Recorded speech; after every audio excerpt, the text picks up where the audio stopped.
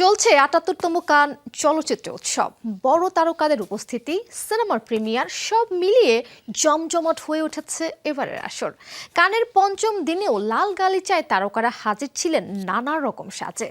তবে আন্তর্জাতিক ফ্যাশন অঙ্গনে আলোচনায় ছিলেন কোন কোন তারকা, কোন সিনেমায় বা নজর কাড়ল চলচ্চিত্র প্রেমী থেকে সমালোচকদের। বিস্তারিত প্রতিবেদনে। ৬৫% পর্যন্ত বিদ্যুৎ সাশ্রয়ী হাইসেন্স এসি। হাইসেন্স।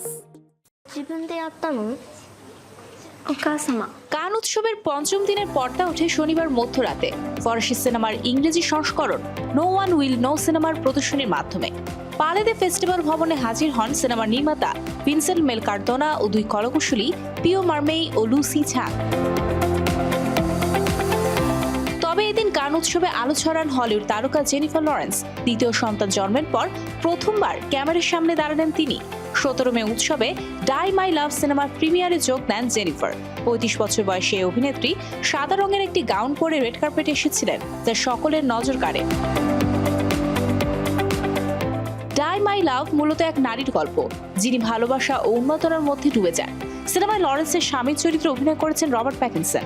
এছাড়াও এতে লাকিথ স্ট্যানফিল্ড, সিসুসি স্পেসে ও নিক নোলাতের মতো অভিনেতাদের দেখা যাবে। এটি পরিচালনা করেছেন স্কটিশ নির্মাতা লিন রামসে।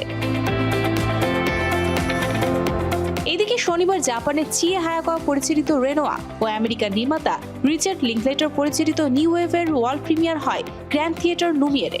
নিউ ওয়েভের গল্প প্রয়াত কিংবদন্তি নির্মাতা জ-লুক গদারের ধ্রুপদী সিনেমা ব্রেথলেস নির্মাণের ঘটনাকে কেন্দ্র করে। অন্যদিকে ব্রিটিশ অভিনেতা হ্যারিস ডিকিনসন পরিচালিত প্রথম চলচ্চিত্র আর্কি নির্বাচিত হয়েছে সার্তেরিকা বিভাগে। শনিবার দুপুসি থিয়েটারে দেখানো হয় আর্কি। একই ভেন্যুতে প্রদর্শিত হয় পর্তুগালের পেদ্রো পিনো পরিচালিত I only rest in the storm. ফরাসি কথাসাহিত্যিক মার্সেল পানিওলের প্রতি শ্রদ্ধাঞ্জলি হিসেবে অ্যানিমেটেড সিনেমা আ ম্যাগনিফিসেন্ট লাইফ দেখানো হয় স্পেশাল স্ক্রিনিংস বিভাগে।